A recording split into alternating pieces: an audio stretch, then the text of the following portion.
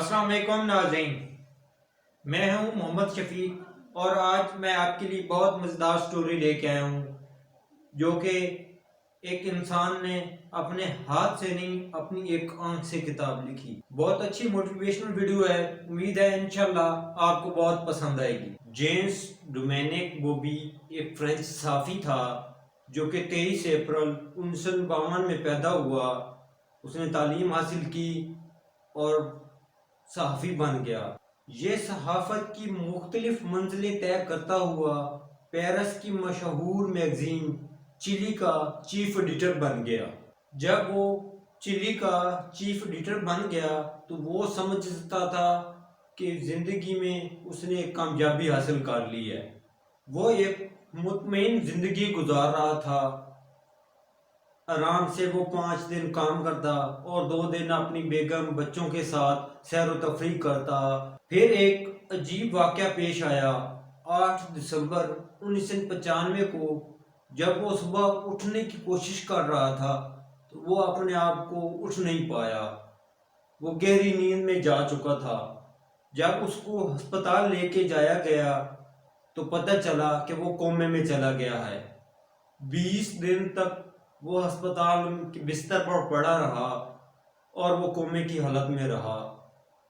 پھر اچانک 20 دن بعد اس کی ایک آنکھ کھل گئی اور آنکھ حرکت کرنے لگی، لیکن اس کا پورا جسم ایک مفلوج ہو چکا تھا، جو پورا حرکت نہیں کر رہا تھا۔ اس کا دماغ کام کر رہا تھا اور اس کی ایک آنکھ بھی کام کر رہی تھی، لیکن وہ سن نہیں سکتا تھا۔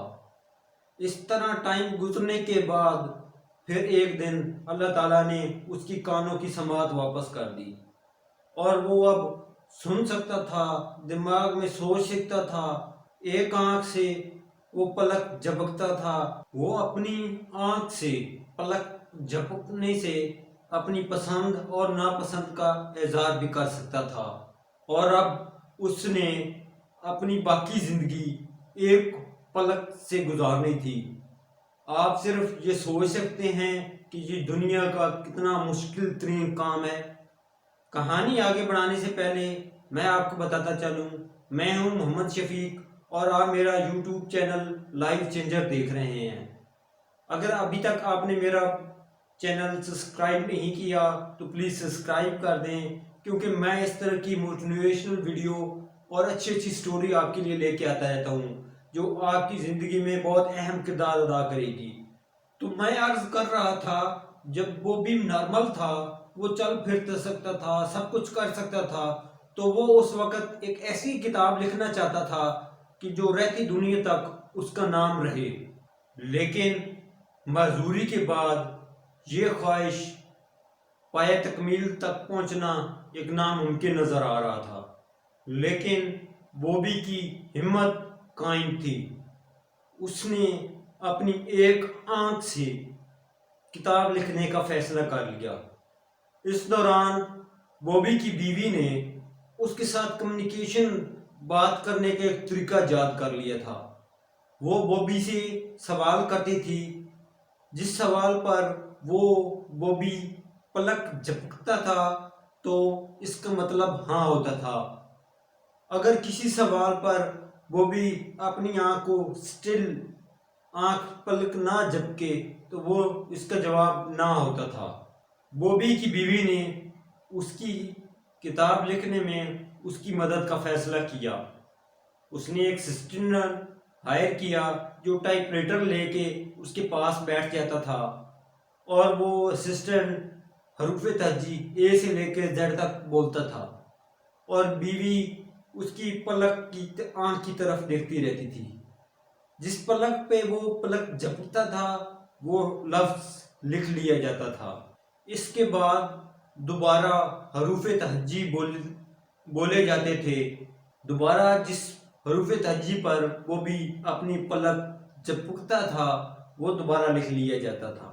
یہ حروف آہستہ آہستہ لفظ بن جاتے تھے اور تھوڑی دیر بعد یہ ایک فقرے کی شکل اختیار کر جاتے تھے۔ یہ روزانہ 4 گھنٹے کام کرتے تھے، ٹائپنگ کرتے تھے اور رائٹنگ لکھتے تھے۔ بوبی 2 منٹ میں ایک لفظ مکمل کرتا تھا اور 1 سال میں اس نے اپنی 2 لاکھ مرتبہ آنکھ کو پلک کو جھپکا۔ کافی عرصہ محنت کے بعد 6 مارچ 1997 کو بوبی کی کتاب مارکیٹ میں آئی۔